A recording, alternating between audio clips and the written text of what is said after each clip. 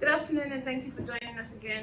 Okay, so this factor that you mentioned, do you think is part of what has fueled the the increase in the price of construction materials for like the past 1 to 2 years so far? Everything is dependent on something. Pricing. You don't have price control. You don't have defense mechanism for consumers.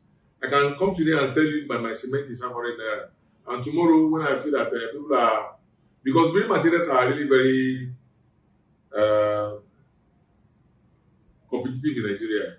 Competitive is fact that it's in the hand of very few people. Like you have the Dangotes of this world who, for whatever reason, they can decide tomorrow to create artificial scarcity so that their distributors and dealers will increase and jack up price. That is the problem we have.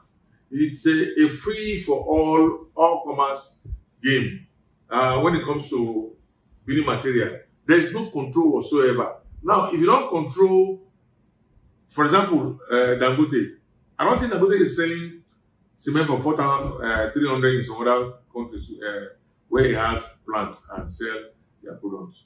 Why are you selling that for that price? And what is government doing about it? And once it jack up price, Lafarge will go up.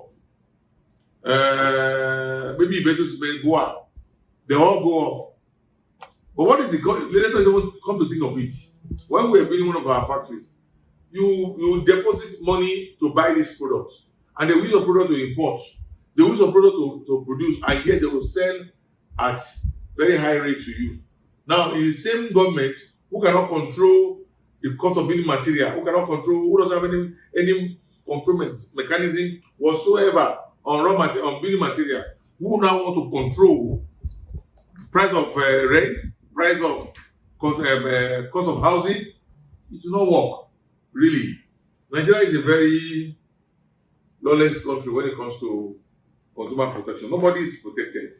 You can come on tomorrow and as far as you have customers, people will buy from you, and then what does that give to you? So that's it. It's an uncontrolled society, and I don't want to use word that will look like insult on our I, collective to- I, to- I psyche. totally I totally understand and I agree with you. So even the agricultural sector is not left out of this inflation, and we know you play in that space. How well have your company thrived? Um, okay, the agrotech. One of the reasons why we are bringing in tractors and all that, like I said, food security is very important in the life of a nation. Nigeria is spending quite sizable of their income on food importation in a country where you have very arable land, and yet you still bring in rice, you still bring in maize, you still bring in palm oil to augment local production. I think government should come into, especially southwest government.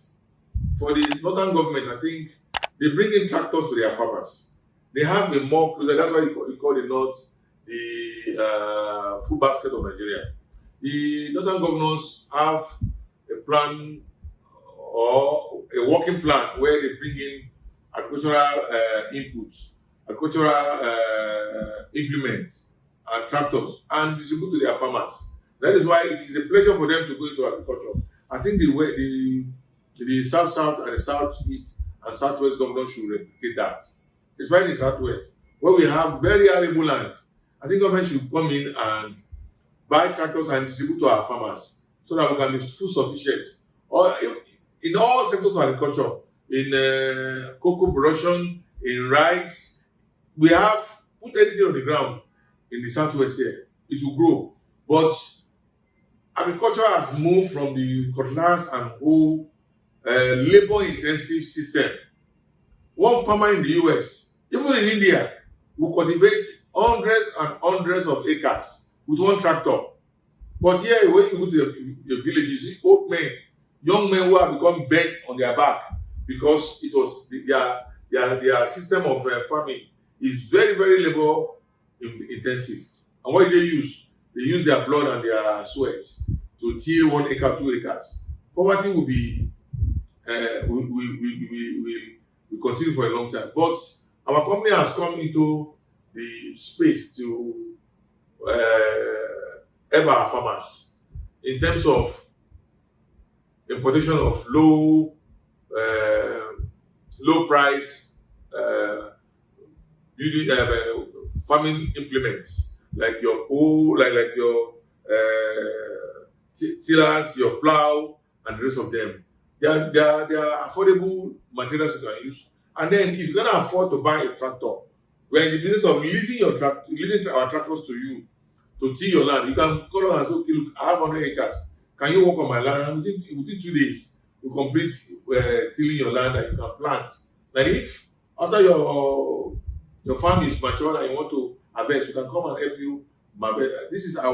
We are the mechanization threshold of farming, and it's a movement that we think will help Nigeria. Now, why if a farmer can control 1,000 acres, that would be the dream. And if you can solve food issues in Nigeria, we'll be able to conserve our foreign exchange, because the kind of the amount of the billions of dollars that we use in it. Because when you are importing, you are spending dollars. Nobody accepts naira outside the country. So when you are bringing in these food items, you can't imagine they are still importing palm oil, the same palm oil kernel that the Malaysians came to take from Nigeria. Malaysians are importing palm oil into Nigeria. It's a thing of shame. It is. The only thing we produce sufficiently in Nigeria is cassava. We're number one in that.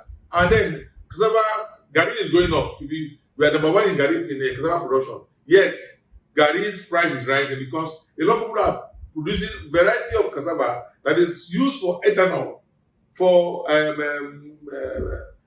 organic fuel. A lot of people are using it for other uses apart from food.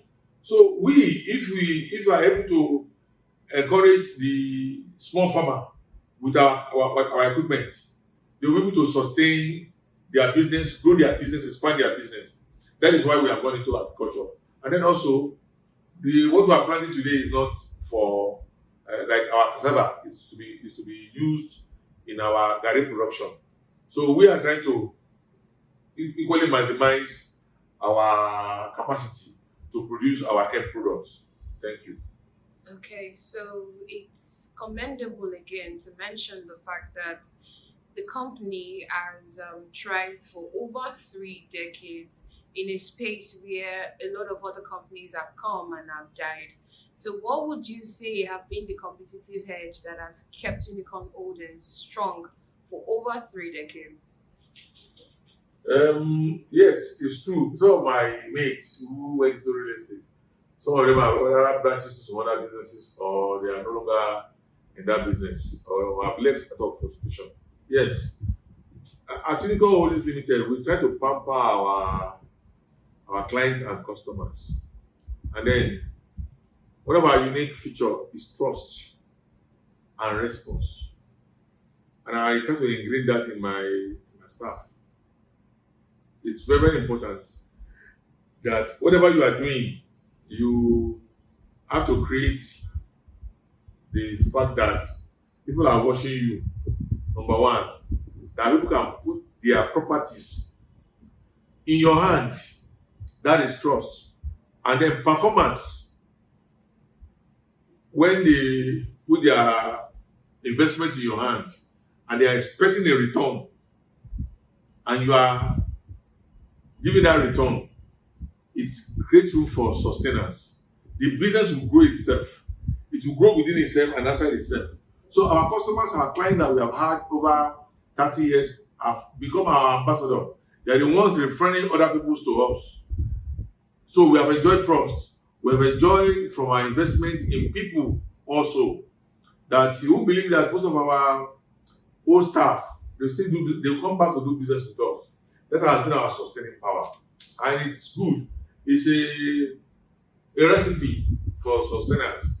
And it has worked for us where other people have failed. Thank you. Okay, so on a lighter note, Tell us about Dr. Fred. Uh, Dr. Mafikuyomi is a friendly person. I enjoy a bit of humor. I enjoy a bit of music.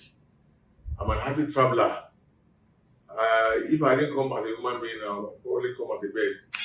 I have traveled far and wide to major countries of the world. I mean, about last time I've been to about 56 countries.